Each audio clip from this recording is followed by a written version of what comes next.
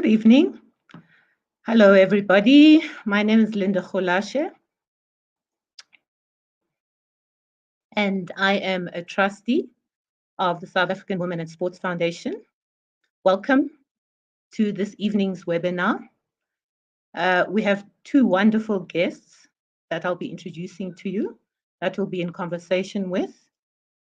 They are two very, very active women in their respective fields, and we look forward to getting to know them. Firstly, I'd love to introduce you to Palesa Manaleng. Palesa will also be joining us, or has joined us, as a trustee as well.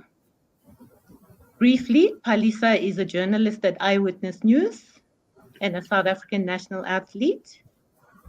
She was listed in the 2019 Mail and Guardian 200 Young South Africans, and in 2018, she was named one of News 24's 100 Young Mandela of the Futures. Manaleng represented South Africa at road paracycling at the World Cups in 2015, 2016, and 2019.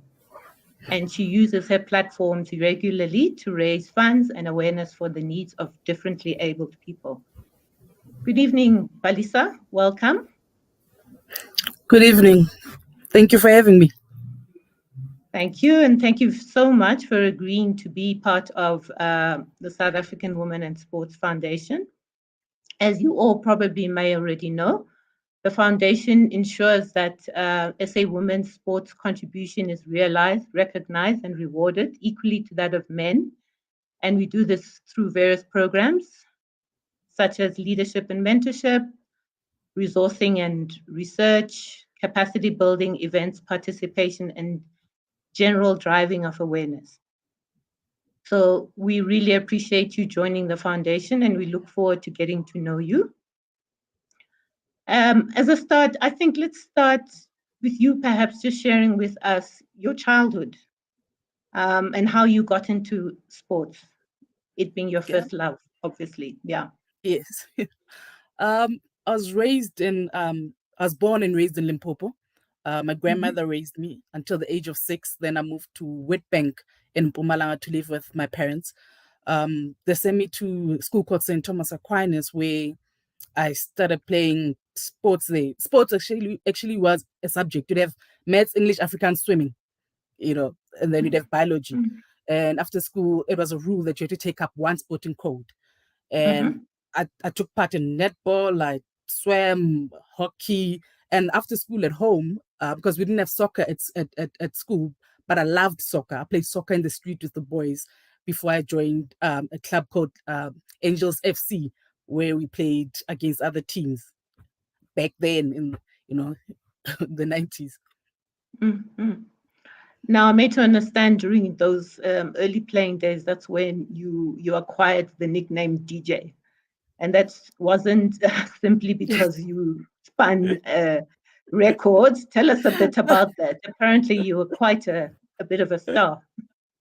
Yes, I acquired the name at Nelspruit School of Excellence. I studied there, and one of the guys, Churchill, actually, I wonder where he is. He gave me the name for my soccer skills, and it just stuck. And I just liked it, So, what other sports did you take part in other than soccer and swimming? And swimming and netball and hockey. Provincially, I represented Mpumalanga in hockey from when I was 12 until I was 18 in the first team. When I left school, after I matriculated, I went to TUT. We didn't have sports at that time. It was on Soshanguva campus, so we didn't have soccer at that time. We used the soccer field for other things that I won't mention here. So we did, and then when I left, then I came to Joburg for work as a fresh intern for the Citizen newspaper. I tried picking up hockey at UJ, but I found that I didn't like it anymore, so I picked up cycling. I picked up cycling and running 10Ks, and then because of cycling, I acquired my disability. Okay. Yeah. So before we get to that, tell us a bit more about your love for writing. How did that evolve? As a child, I struggled with speaking. I didn't know how to express myself. So I'd carry around a little notebook when I'd be upset, and I'd write down why I'm upset. And also we lived during a time where we didn't have cell phones, so no one found it awkward because you'd write people's numbers down. So instead of writing people's numbers down, I wrote down how I felt. And also my English teachers, especially Mrs. Becker, who got me into hockey, used to encourage me to express myself through writing and express and to read more, so I'd be able to express myself and build my vocabulary. And I was actually a librarian when I was in grade 2, so my love for writing started there, and I used to write poetry. I used to take part in the school arts festivals. I just love doing those things, and I found writing easier than talking to people verbally. I can relate to that. So, were you a quiet child when you were growing up, or I wouldn't say quiet. I'm an introvert, yeah? but I was also I was in trouble a lot. I won't lie. I was in trouble a lot. And, and just because I didn't know how to use my words, so I'd get into a lot of fights. That's when Mrs. Becker came in. I'd get into a lot of fights, and because it was a Catholic school, we didn't get hidings. We went to detention. We went to mass. We had to pray for, so I was in trouble at school, which in turn meant I was in trouble at home. And they didn't give me hidings at school, but my mother gave me hidings. And the only thing that saved me, in all honesty, was sports. And also, I was hanging out with the wrong gang. My friends were the wrong ones at home. I was hanging out with the guys from my street. You were getting up to trouble. But when I look at where they are now and where I am now, it's because of sports. Because most of my closest friends growing up, the guys, are either dead or on drugs. I got saved by sports. I was away at hockey camps when we were supposed to be doing things we're not supposed to be doing, So the hockey camps helped me, the swimming helped me, the soccer camps helped me. So in essence, sports was a bit of a lifesaver of sorts. It definitely saved my life. Yeah. So tell us a bit more about how, even though sports was a lifesaver, and a particular incident which you encountered unfortunately resulted in you actually having to rethink your involvement in sport and make really serious life-changing decisions. Tell us about that incident. Yeah. So September 10, 2014, the date is in my head forever. I took my bicycle. I wasn't going anywhere because usually every day I'd take a run, then come back late in the evening and go cycling. And then I was off. I was 2 weeks into a new job. Took my bike for a cycle in the neighborhood. Went down a very steep road. The brakes of my bicycle failed. I hit a pavement, flew into the Palesa wall at the rugby stadium, at the huge rugby stadium. Snapped my spine, broke ribs, punctured a lung, fractured a shoulder, sustained a head injury. At that time, I did not know that I was paralyzed at the scene. All I was thinking about is my bike. Every time someone was talking to me, I'd be like, "Is my bicycle okay? Can someone help me stand up so I can go home?" But no one would touch me. No one would give me water. So it was then that I became paralyzed. It's going to be 8 years in September this year. Wow. And just the mental, battle that you had to go through. Just talk us through that and how you've actually, managed to, grow strength from that, going forward. I mean, it wasn't easy. I know sometimes we make it look easy. It wasn't easy. The first, I can tell you without lying, the first day I cried every night. Every night when I got home, I cried. I cried because I couldn't climb a pavement. I cried because I fell again. I cried because someone was pitying me. So it was a constant mental battle of, and also to tell you, before I'd gone to rehab, because you go to rehab after your accident, while I was still at Joburg Gen in hospital, unable to do anything for myself, I remember telling my mother, "I'm not going home with you. My parents live in Mpumalanga. My grandmother lives in Limpopo. I'm alone in Joburg. I mean, I've got my friends, but I mean, I don't have like my immediate family members." And I said to her, "Ma, I'm not going home. I'm not going home because you're going to take me home and you're going to treat me like a disabled person. You're going to carry me up and down, because my mother's house was not obviously wheelchair friendly at that time. My siblings are going to carry me in and out and put me outside and put a blanket over my legs. I don't want that. Leave me and I'll sort it out. And I remember she cried that woman. She was like, no, but who's going to take care of you? And I was like, I'll do it. I'll figure it out. And the first week, the 3 days, I fell off my chair. I was transferring from the chair to the toilet. I remember there's no nurses around anymore. It's just me in a cottage. And I transfer and I miss the toilet and I fall forward and I miss the basin with my head and I land on the floor. And instead of picking up the phone and calling for help, I said, no, I'm going to try. So I spent 4 days, 3 nights on the floor, crawling around, trying to lift myself up, trying to get back into my chair the way that we were taught in rehab and all those things. And I couldn't. The only time I called for help was when I was starting to feel sick. And the guys in the house had to jump the fence and come help me up and, pick me up and clean me up. And I was just, sitting in Vince's hand. Vince is one of the guys, and I was just crying. And I just remember thinking to myself, is this worth it? And looking back now, it was because of that incident, I learned how to adapt and to adjust to everything around me. I can get into a room and look around and know immediately what I need to do to, I need to move that. If I put that there in case I fall, I can do this. And I'd not done that. I'd always constantly rely on people. And I didn't want that for myself. I wanted that independence that I had before I had the wheelchair. Wow, you were really made of sterner stuff. But I read somewhere that you actually kept the bike and that you actually tattooed the bike on your body. Now tell us a bit more of that. About what was going on there? I still have Dolly. I name all my equipment. That was Dolly Parton. I still have it outside. That, and I'll keep it for as long as I can. I actually want to frame it. The bike is to remind me of the journey. It's to remind me where I've come and where I am. And every time I feel like I'm not achieving what I'm meant to achieve, and every time I have a speed bump along the way, I look at that bike and I say, man, you survived hospital. The doctor said you were not supposed to live, and look where you're at.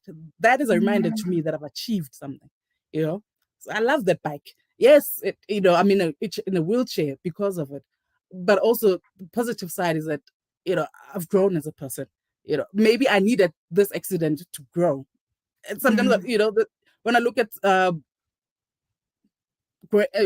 my childhood and look at myself as an adult now, and I just, I'm happy I'm the woman that I became. Wheelchair or no wheelchair. That bike,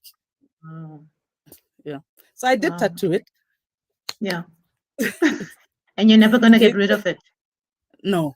I'm actually trying to get someone to frame it for me, to frame it nicely. I still have the helmet that saved my life, because had I not been wearing a helmet, I would have died. Because you can't see it now, but I almost lost an eye and I had a huge opening on my face from the impact from the Palisade. So I kept the helmet as well. Sure. That must have been really, really, really, really difficult. But you obviously overcame. So, but you were to encounter quite a lot of challenges after that. Being a paracyclist, and particularly being a Black paracyclist. Tell us a bit more about what you had to go through to transition into the sport. I mean, paracycling is a whole nother ball game. It's a whole actually disability sport. It's from the equipment. The equipment is to be specific, and the equipment is expensive. You don't get it in South Africa. So when my first 2 weeks after hospital, once my head was a bit level, I started emailing people to find out where can I take part in disability sports. And I emailed anyone that showed up on the internet. And I also, at the same time, wanted to know if anyone would help me, buy a bike. And 947 and Harvard Sport Promotions saw my email, got together, and got me a secondhand bike from a former cyclist. I forgot her name, sorry. And so they got me a cyclist, and they got me a driver. Prapi, two cyclists passed away, who would drive me to Mildesdrift so I could learn how to cycle. So he's never dealt with a hand cyclist, and I'm new to hand cycling, but we both want to do this thing. And we got to Mildesdrift. And I remember the first 2 weeks in the hand cycle, every time we went a downhill, I'd freak out. Because remember, I had my accident on a downhill, and I'd freak out, and I'd break, and I'd start crying, and it'd lift me. I was smaller then. It'd lift me out of the back and put me in his lap and say, okay, what do you want to do? Do you want to continue? Do you want to go back home? Or do you want to just sit here? And sometimes I would say, I just want to sit. And we'd sit, and we'd talk about other things, and then put me back in the bike, and we'd try again. Until I got used to the downhills and I was okay with it and I wasn't panicking anymore. And then that year, they took me to 46 competitions, shortest being 42, longest being 110, which was the dome to dome. And I also took part in my first World Cup. And as I was doing these things, I realized, what? I'm enjoying this and I'm loving this. But I also realized that disability sport doesn't have sponsorships. It doesn't have proper support. There's hardly any coaches. So throughout my journey as a hand cyclist, most of the time I train myself, which you can't. You can't train yourself as an athlete. I mean, because I'm gonna be cycling up a hill. I'm like, oh, I did great, and you didn't. Because there's no one pushing you harder. So there was that, and when in 2015, 2014, 2015, UJ took me in, but not as a student, as a club member. And when they took me in, they said, we don't have cycling. We've got wheelchair racing. So I picked up another sport. So I started doing wheelchair racing. But with that sport, luckily there was Peter Dupree, who him and his wife showed me the basics. But then again, I didn't have a coach. So I was training myself in wheelchair racing and hand cycling at the same time. And I'd take part in competitions. And I met Mr. Twice. I always speak about Mr. Twice. He's the driver at the UJ university who drives all the disability students. Anyone who's disabled knows who Mr. Twice is. I'm telling you, from 2015 to last year when I stopped cycling, Mr. Twice played manager, played coach, played trainer, played physio. At every competition, I was with Mr. Twice.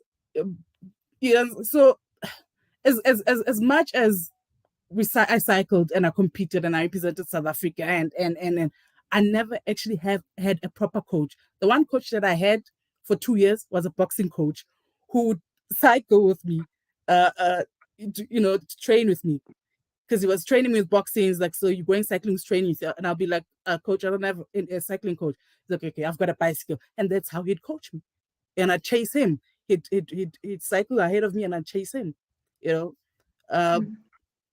I'm just, my head is just wow. Wow.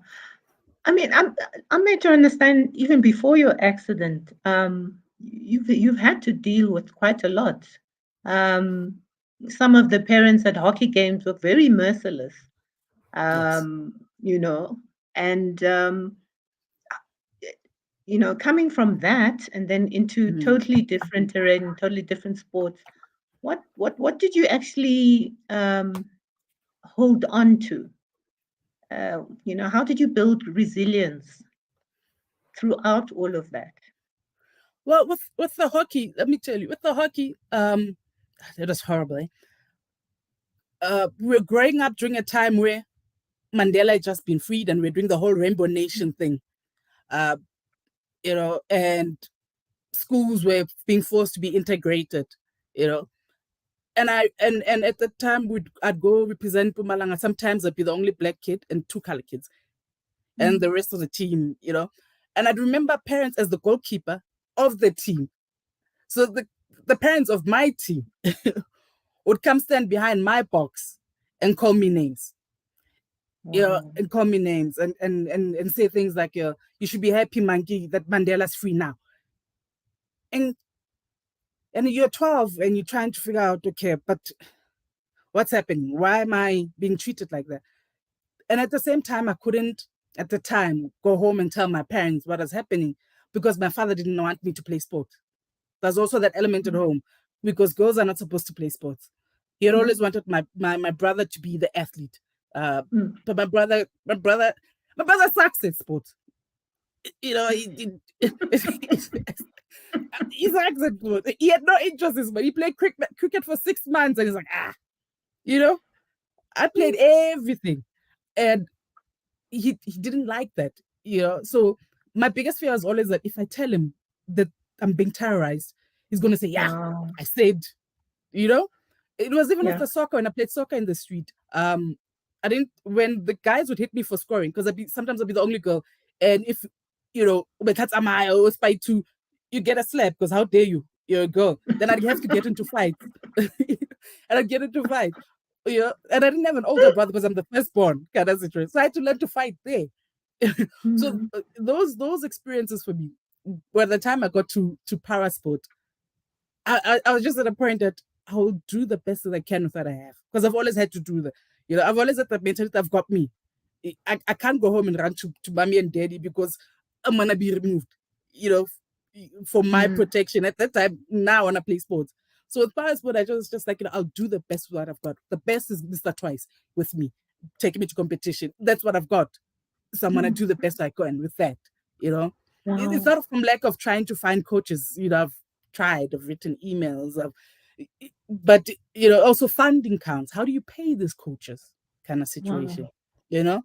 And UJ did its best with me as well at the same time. You know, I was able to get 2 qualifications with them, and they get and Mr. Twice was through them, which I'll forever be grateful for. You know, and so I think my growing up in the hockey and the soccer and the constant fighting, just made me realize that anything is possible, and if you want it, you just have to do what you can. You know, That's incredible. I mean, to the extent that you've actually competed in over 200 races and you become a national champion. Did you ever think that you'd reach such heights? No, no, I didn't. I wanted to in hockey, but I never, you know, it's funny how actually God works. You know, when I was playing hockey and soccer, I wanted to represent South Africa. I never did. You know, and here I am in a wheelchair and I got to represent South Africa. I wanted to be in the national team for soccer or for hockey. I never got into the national team. I only made provincial. Look at cycling. That's what I'm saying. Maybe the accident had to happen, so at least that you know, I can tick that off. I was just these things happen. There's still one dream that I haven't achieved.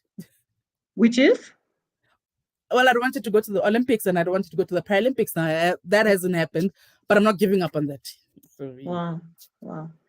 So definitely the universe has been conspiring against you to be an even bigger success now. Looks like it. Someone's listening. Yeah. So throughout all of this, what actually grounds you? You know, I mean, some athletes obviously rely not only on the resilience, but great level of spirituality as well, and so forth. What actually grounds you? I meditate first thing in the morning. I wake up and I lie in my bed and I repeat positive things to myself, you know. Continuously for a good 10 minutes. I'm lying on my bed. You are Manaleng, you are great. You know, I thank my ancestors for who I am, because I come from somewhere. I didn't just drop off, you know. Someone was grateful for having them with me at all times. I prayed to God. So I balance it out. My ancestors, God, I meditate. The universe. I listen to music a lot. In my space, there isn't a TV. The radio doesn't play anything but music. Don't tell my bosses that. but what kind of music do you love listening to?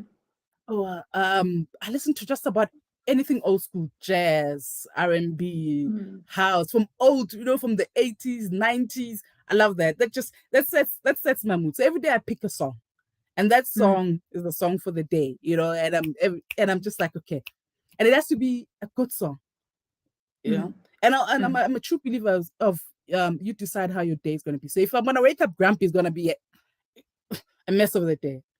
Yeah. So, Yeah. and also I don't communicate with people for the first hour of the day because I don't want your energies. I don't know. You woke up angry. You wanna. I just wanna be. I just wanna concentrate on You myself. just want your own Wusa moment.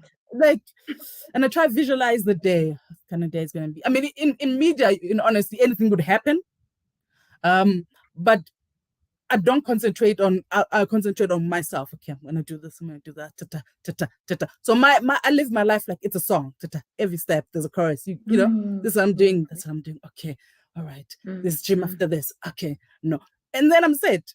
You know, if something breaks in the news, I'm like, I'm ready for that. Okay, let's do this. Yeah. It's just the way I do it. Yeah.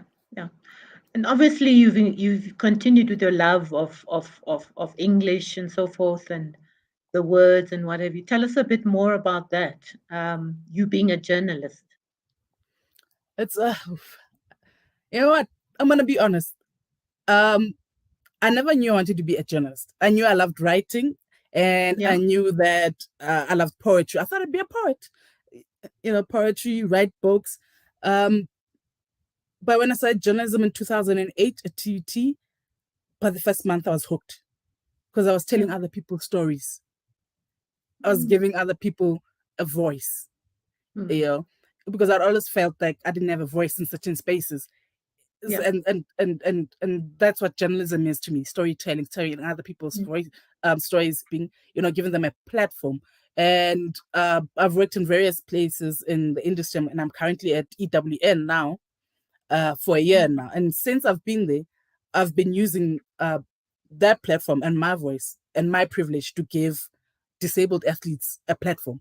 So between writing all the other stories, I'd always make sure that once a week, at least once a week, I put up a story about one disabled athlete or one person. It doesn't even have to be an athlete, because it's not just disabled athletes that don't have, it's disabled people in general.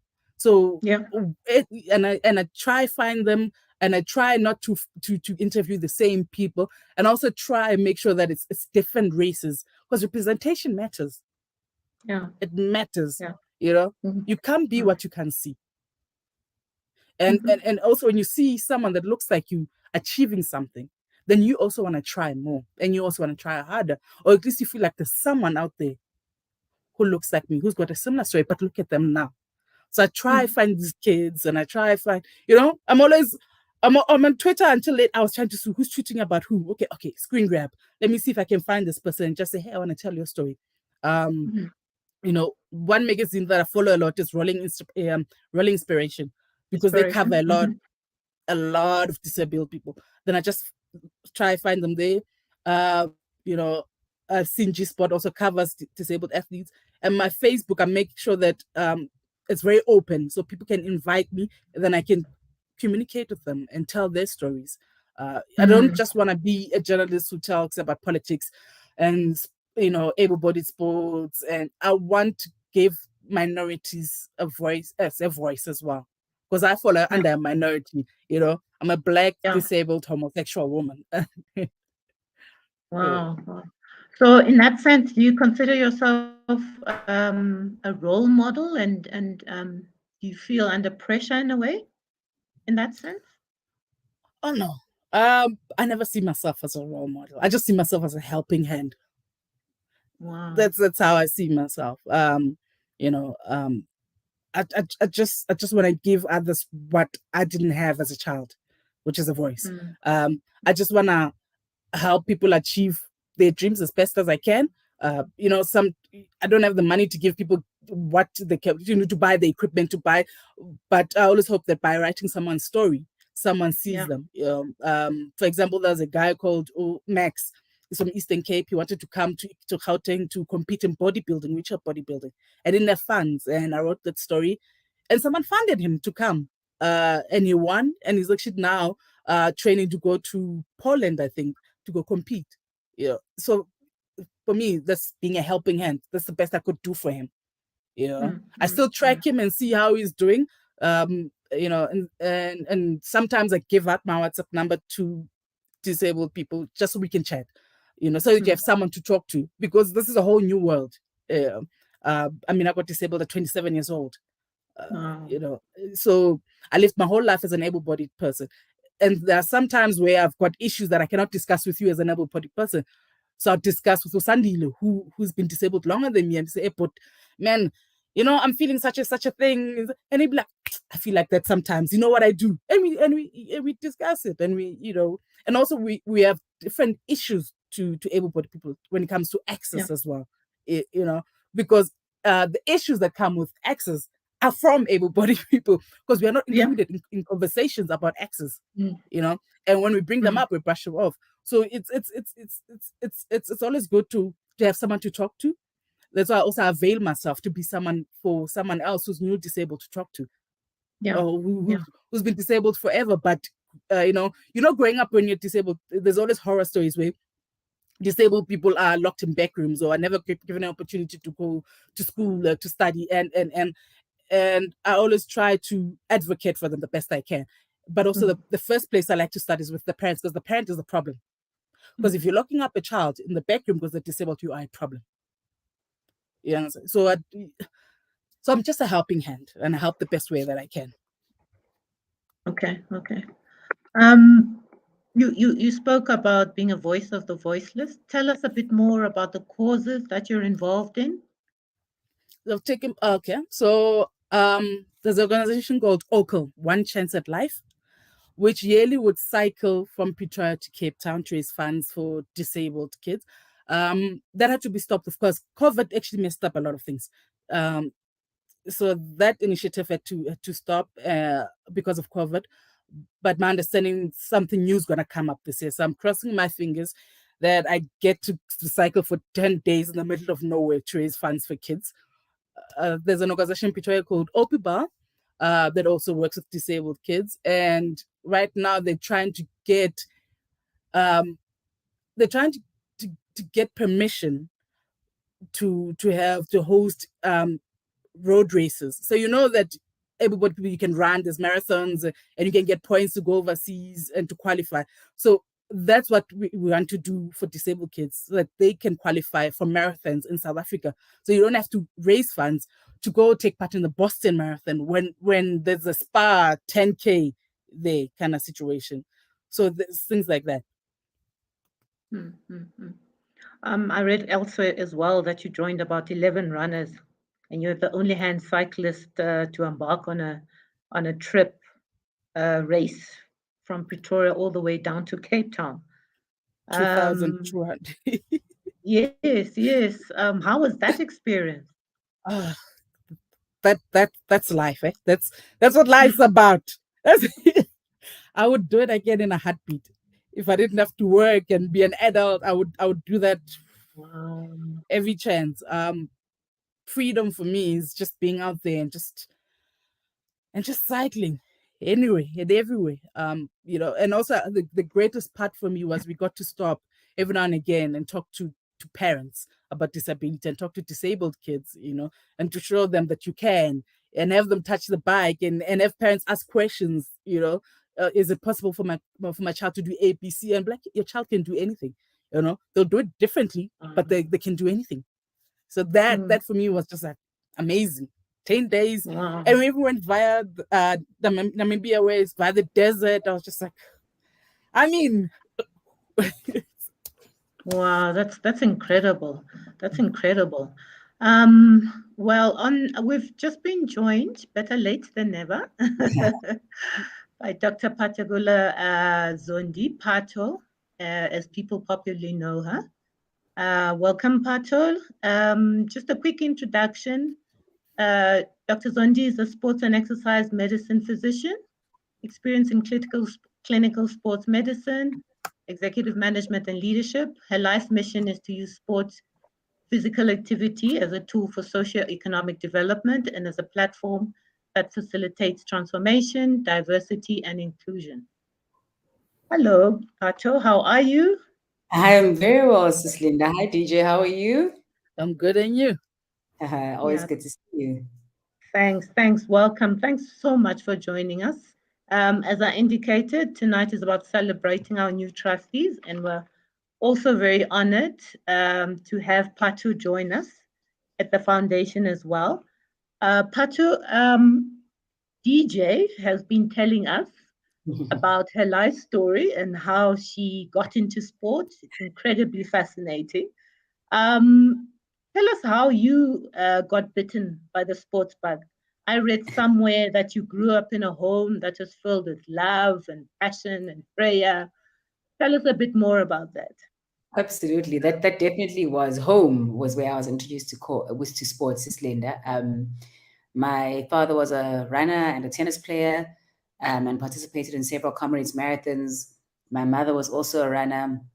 And so as a family, I remember from a very young age, we would um, be woken up, dressed, bundled, put into the car to go and second my father on the comrades routes.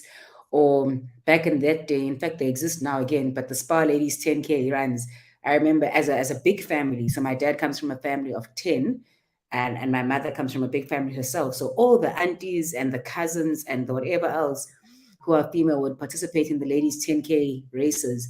And all the malumes and the fathers and the male cousins would come and we'd have a picnic and we'd be seconding. So even when I was 10 years old, I wasn't allowed to enter the race, I don't think, at that stage, but I'd be there running alongside my sister and my mother when they were running. And so for us, it was just those things it was that thing that we did as a family. We would go on the weekends and support races. And that's how my love for sports really developed and grew. Because for me, it was, and I think because we had involved my extended family, it was just a place of connection. It was camaraderie. It was fun. It was an outing. So it was fun. I loved it. Definitely the same as DJ. It was just second nature. And from there, you've obviously made quite a name for yourself. Tell us some of your career highlights within the sports discipline. So, everyone always asks, how did I get into sports medicine? Because it's not necessarily a very well-known field. But a long story short, I grew up very interested in sports, and I was one of those people in high school, very much like DJ, who played every sports that was available. If I had time for it, I played it. And in Standard 9 it was, so that's grade 11, these terms. I heard an interview on the radio and Tim Noakes, Professor Tim Noakes, who's a sports medicine physician, South African sports medicine physician, but very globally renowned for the great work and the great science that he's produced. I heard him on radio, and it was like an aha moment for me, because I was like, oh, I can combine sport and my interest in the body and anatomy, so let me do that. And that's basically how I did medicine and then sports medicine. But just in terms of career highlights, Joe, there's so many. I mean, when you are quite literally pursuing your passion or living your dream, I was saying to somebody yesterday, actually, around a dinner table, they were like, Pato, not everyone is as lucky as you that can quite literally live their passion. The rest of us need to just make some conscious decisions where we know we're not going to be miserable. We've got a few boxes that we can tick, and we know we'll be happy. And so if you ask me to pick out highlights, gosh, it's, for me, it's the little things and the big things. The big things are obviously the Olympic moments, having the privilege to serve as a medical officer and or a chief medical officer at Olympic Games, at Africa Games, and those big, championships, like the Rugby World Cups or the Junior Rugby World Cups. It's an incredible privilege because it's, the pinnacle of sports performance in many ways. But equally, some of the most memorable moments for me have been the less glamorous moments. It's been the conversations that I've had with athletes who are yet to make it as Olympic stars, and just recognizing in that moment, in that conversation, the power of the conversation that we had. Not because I'm the person who made them the Olympic champion, there was the coaches and their family and the whatever else, but just recognizing the moment where there was a point in that athlete's journey where we had a conversation that just shed light in so many ways, in terms of grounding them in perspective, making them aware of a fact that they weren't aware of. I was participating in a cycling race this last weekend, and one of the chiros who was giving me a massage and was treating me happened to be a hockey player who I had given a webinar in a training camp 4 years ago. And she literally, she was like, she hunted me down. She was like, Doc, you gave this webinar and it was about reds and it's always stayed with me, and X, Y, Z, A, B, C, and for me, those are the moments, like those are equally meaningful compared to the Olympic moments. So I mean, there've been many. I've been privileged. There've been many highlights. Some of them the glamorous, high platforms, but many others just the one-on-one moments of athletes or coaches, the connecting. There's so many moments, for instance, with Coach Suzanne Ferreira, who is a Paralympic, in fact, probably one of the best coaches, not just Paralympic coaches, one of the best coaches this world has seen. Best. This world has seen in terms of how many medals she's produced and just her coaching technique and compassion. So many moments and conversations that I've had with her that have really just been watershed and so empowering for me as a person, and I think for our combined journeys. And DJ spoke earlier about the challenges she's had to encounter on the sports field and lack of acceptance and so forth. When it comes to race and gender, in terms of the experiences that you've had to undergo, how have you had to deal with them? What are some of the things that you've had to sort of, cope with and bite your lip in a way? Oh goodness, there've been so many when it comes to race and or gender, and maybe even the intersection of the two, right? Because at some point it becomes difficult to distinguish and differentiate, specifically also in our political context of South Africa. But I mean, there's certainly been race issues, and I've shared some of these in previous sort of webinars or conversations where specifically working with rugby, which is where I cut my teeth in sports medicine and really experienced my biggest growth trajectory. It's obviously a very white male Afrikaans dominated environment, and to have a black female there is, at least then, I'm talking about 2010 or so, was not necessarily, in fact, it wasn't common. It wasn't necessarily common. It didn't happen, And so it's just, they see you and they assume either that you are the help, like the manager in a senior position, or maybe the physio or whatever else. So I don't know how many conversations I've had where people will come and assume management of my patients. I'm there, by the way. I'm wearing a medic bib, it says medic, I've got my hands on the patient, but they'll come and almost push me out of the way and be like, I'm in control now, and so many times where even players themselves, and I'm so grateful that at that time I had the clarity of mind to not take it personally, but players themselves, because many players, like many black athletes, come from villages and only speak vernacular and only know a certain environment. There are actually very many white Afrikaans athletes who also only know a certain environment, right? And so a black female doctor, as an example, is foreign to them because what they know as a doctor usually typically is an older Afrikaans white male, And so to have this young looking, at that time, I even had dreadlocks, tabang, young, African girl, and she's now telling them that they're either sick or they've got an injury and they can't play, and they know that they're being scouted and there's recruiters coming. They're not going to accept that. They go get a second opinion, not from a specialist sports physician, which is what I am, right? But a GP, a house doctor, that's their second opinion on a specialist problem. So I mean, that happened many times, but I think I had the dissonance, clarity of mind, whatever else, to know that it wasn't personal, to know that they're not doing this because they know Phatho and they doubt or disrespect her. They're doing it because actually they don't know me. And once they do get to know me and to obviously trust me, because the clinician and patient relationship is one that's built on trust and rapport, that dynamic might change. And it's also something that I need to work on. You have to earn trust, you have to earn respect. And it's just a journey that I have to go on. So there've been many, and there's been many times, very early on, like you said, DJ, you have to learn, Guti, which battles do you fight? Because not everything is and you'll go mad. You'll tire yourself out and exhaust yourself completely and make enemies, quite frankly.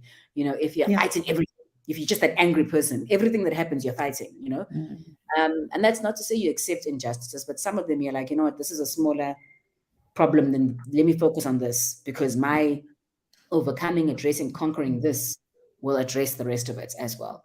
Or, in the big scheme of things, it's this person, actually, I'm not going to fight the player. Let me concentrate on the coach and the manager. Do you know what I mean? Because once I've convinced them, they will then convince the player. And that's sort of how you need to be able to assess things. Yeah.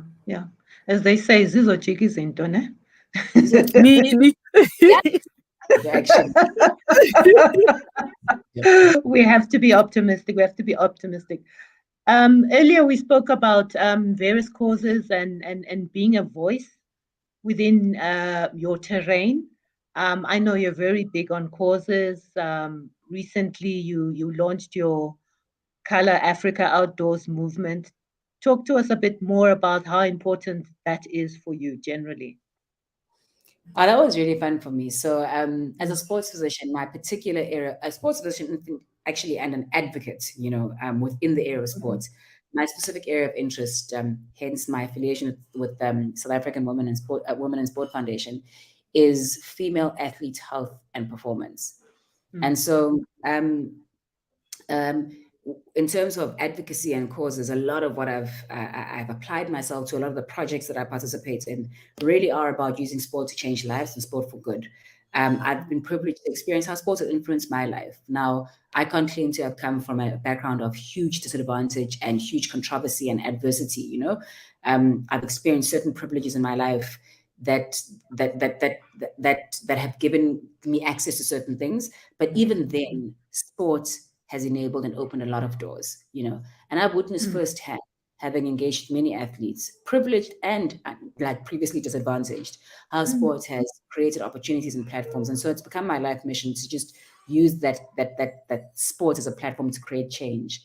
And so one of the things that I did do, as you said, Linda, is in 2020 when I decided, as many people in the older generations, even, let me not say older generations, many people in other generations don't understand when people take career breaks. But at some point I was like, what, actually, let me just stop and pause, and take a career break. And I did. I launched this movement, as you said, called Color Africa's Outdoors. And the whole purpose for me was to essentially promote participation in outdoor activity, and specifically participation of females, Black females, and children. And the context really was I'd moved back to KZN, and in very many Black communities, and I'm generalizing here, so accept my generalization, what I noticed is people do things that are familiar to them. If they're not familiar with it, they don't do it. It's kind of like my grandparents would say if I'm going overseas, who are you going to go visit? I'm not going to go visit anyone. I'm just going to go see.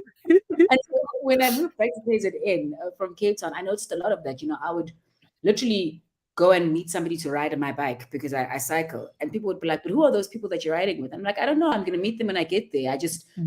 I was connected because I want to ride my bike. I know they ride bikes, so I'm going to go meet them. And it was just a completely foreign concept. So many people didn't know. In the first 3 months that I was here, I would go and I'd go to hikes and go and visit trails just because that's what I was doing. I was taking a break. So I had time on my hands. And I'd post some things on Facebook and people would be like, how is it that in 3 months that you've been back in KZN, you have seen more than I have while I've been here in 5 years? And that's what gave me the idea. There's also this thing in many African Black communities that when the parents are doing something, the parents are doing it and the kids must do something else. Yes. And for me, I guess I didn't grow up like that. My as I explained to you earlier, my parents would take us, with them to go and do the fun runs. We would do things together as a family, and I genuinely believe that cultivated a lot of affirmation for me. It enabled a really good relationship with my parents. It gave me insight to a lot of other things, and so for me, that's quite an important shift to make within my circles, to say, and I saw back to Durban, it'd be like, okay, let's have a braai.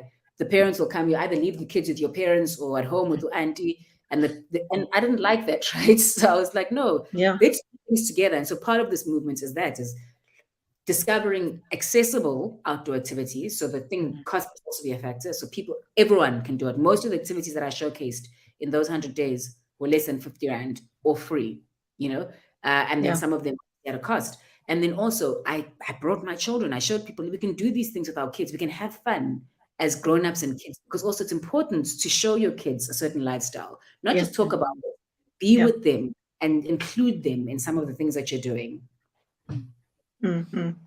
So it's exactly as what we were saying earlier, that it sounds like it's very important for you to essentially walk the talk, in essence, and participate in a lot in various sports. But tell us a bit about your writing. Apparently, you're associate editor at the British Journal of Sports Medicine and so forth. I've seen a couple of your columns and running magazines and so forth. Tell us a bit about that, because there seems to be quite a lot in common between the two of you that people don't realize. I know, Sister Lydia, you can't put me on the same page as a journalist. No way.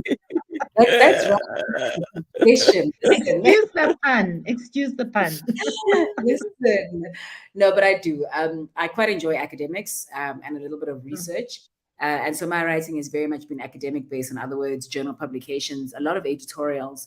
And now I am embarking on a PhD, which is going to be very much around sort of looking at female soccer players. And so a lot of articles are going to be generated on sort of aspects related to female health and what we can do, risk factors for certain injuries and what we can do to address those. But just interestingly, just in terms of my recent writing, I think from probably about 2018 or 2019 or 2020, in fact, from the time about I left and took a sabbatical, I have always been intentional, as I said, on shining a light on matters related to athlete health and performance and involving myself in that. And I just found that within the academic space, within sports medicine, many of the academics and researchers are white, and so even when they give voice to certain matters related to equity, diversity, inclusion, even the way that it's written, quite frankly, is just patronizing. It's often patronizing. They miss the boat. It doesn't cut to the core, and there's a sensitivity in what they can say and how they can say it. I get that, because they are not the voice of the person that they're speaking about. And so yes, I think they just came a time when I felt that I just needed to write about certain things and write to this particular audience, right? So to be very honest, I think of the last 8 editorials or so that I've published, the papers that I've published, probably 7 of them, in fact, of the last 10, about 8 of them are all related to matters of transformation, equity, and diversity. And so, one of the first that we wrote was around, what was it called? It was called A Question of Color, Racism in Sport and Exercise Medicine. And we just painted a picture, because obviously people love sports. They see this as a safe place. Sport can unify, sports kumbaya. But the reality is there are certain issues. And this is why this platform exists, that exists in sports. And as much as we can use sport as a tool and an instrument for change, we need to still acknowledge the discrepancies and the injustices and inequities in sport. And so some was just about sport, racism exists in sport and exercise medicine. This is what it looks like, and then there have been other ones, others that really just shine a light, others that are talk about, how do you address your own unconscious bias, and speaking specifically to sport and exercise medicine physicians, or sport and exercise medicine clinicians, let me say, not necessarily doctors, but it could be physiotherapists, it could be biokinetics, the readership really of the BJSM, who are mostly white, a white audience and an international audience, actually. And so that's been really exciting work, I guess, that I've been doing, or not work, but writing that I've been doing. And now I guess we've taken it to the next level where we're saying, okay, it's great to just raise awareness, but like we actually need to make change, right? And so what are the steps to making change? Those things we actually need to measure. So one of the first challenges we've put out to this SEM community is saying, you can't change what you don't measure. So one of the first things we actually do is do some diversity statistics. There are no diversity statistics within sport and exercise medicine. So I can't tell you, for instance, how many Black sport medicine physicians exist in South Africa, how many Black physiotherapists there are, how many female. There's no diversity statistics in South Africa and in the world, And so for me, that's the first starting point. I'm saying, let's start by measuring. Maybe I'm wrong. Maybe there is diversity, but and anecdotally there isn't. When you look at all these scientific commissions and all these whatever else, they are all not transformed. Gender has progressed a little bit further than racial and cultural transformation, but we are a way away. So through the foundation and as a trustee member, how would you see yourself driving change through this vehicle? What contribution would you like to see yourself making? So, when it comes to transformation, I think there, it's always a multi-pronged approach, right? The first one is awareness. The other one then is, for instance, policy. And where I see South African Women in Sport Foundation playing a particular role, and myself playing a role, is really not just an awareness of certain issues. And so I know that, for instance, through Usisi Ntambi, there's a lot that we vocalize. When we see, for instance, hey, that this sport is just announced, but there's no females in, there'll be in a newspaper article, which is fantastic. But I think we have to do a lot in terms of knocking on the door of policymakers, whether it's from our committees, our national federations, and really putting pressure on them. And maybe not even pressure is not the right word. Empowering them, because perhaps we know how, because sometimes people don't change because they don't know how to change or they fear it. Maybe the role that the South African Women in Sport Foundation can play is actually as transformation specialists, or drivers, enablers, So to say, okay, let's outline a framework for this federation for transformation, knowing it won't take place in one day, it'll take place in 2 or 3 years. But let's put in some milestones. And here's helping organizations really go through that process. Because as I said, I think oftentimes what I've seen is yes, sometimes there's a reluctance, but sometimes the reluctance is because of, I don't even know how to start. And I have so much because, I don't want to relinquish power, or I'm scared, Guti, you're just going to get a quota who doesn't necessarily know the dynamic or the sport or the intricacies of this particular federation. And then things, And so that's the role that I'd like to play. I always say to my specialty, if I can call it that, is strategy implementation. I think it's easy to outline a strategy. Not easy, but you know what I mean? Like anyone can develop a strategy. But to put it into action and to walk the course is actually what takes work and dedication and time and commitment. Perhaps, DJ, this is a good opportunity for you to come in here and also, in your mind, what kind of role from disabled sports side do you think you'll be playing within the foundation, and that you'd like to drive and so forth? Access is what I scream all day, every day about everything. I mean, we want more girls to play sports, but if you can't access a gym, the gyms are not accessible. Where do we train? If you can't access the stadiums, where do we participate? So access, from just being able to also afford the equipment, to being able to use the equipment in the right places, to be able to access the gyms. So I think for me, like Ospato says, Doc, that if what we need to do is to teach, the policymakers. Shouting doesn't help, threatening doesn't help. So teaching, I think will be the best way where we are. Where if we show them, and also if we involve all the disabled people, because I can't be a voice for a blind person. I'm not blind.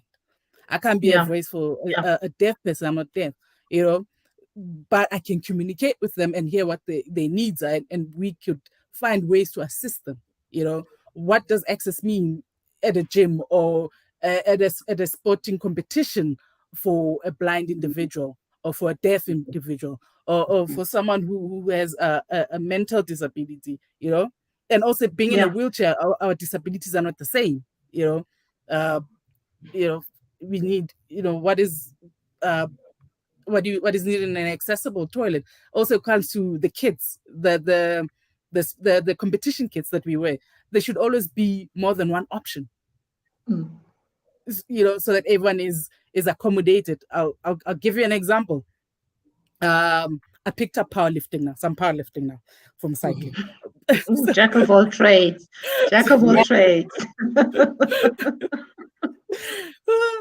I'm a mess of a child, but I love it. And there are two options for the kids.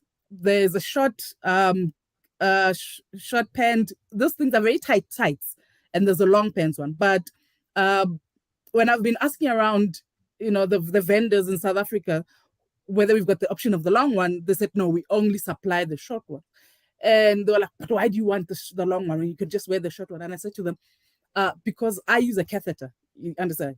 And I use a catheter because of my disability.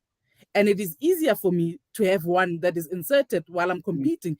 And I'd appreciate it if it wasn't dangling and everyone could see it. So the longer one would be easier for me to use than the short one. Because it was also with the short one, when you need to go to the bathroom, you can't take it off.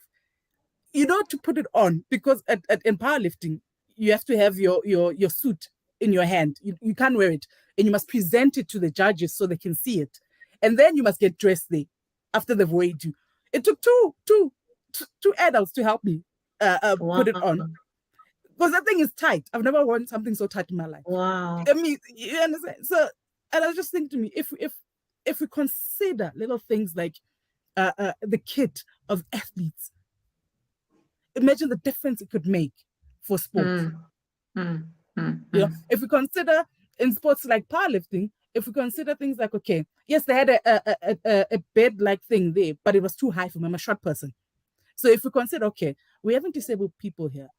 Some of them may not be able to walk. Maybe let's put it down. Maybe let's get a shorter. Maybe let's get two options. You know, and I'm not saying this to badmouth the organizers. They did great. I'm just saying let's have more discussions. Let's involve the athletes who are taking part in the sports. Let's have a conversation where you say what is needed, and I can say, okay, I need this, and this one says I need that, and we can say, okay, we can only manage to get this at the moment, and this is halfway. Yeah. No, it's very important to continue. Yeah, to continue raising awareness. And in terms of summing up, Phathu, are you relatively optimistic about the way ahead? Because we've come a very long way. It seems that the challenges are endless. Are you optimistic? I'm happy to take that.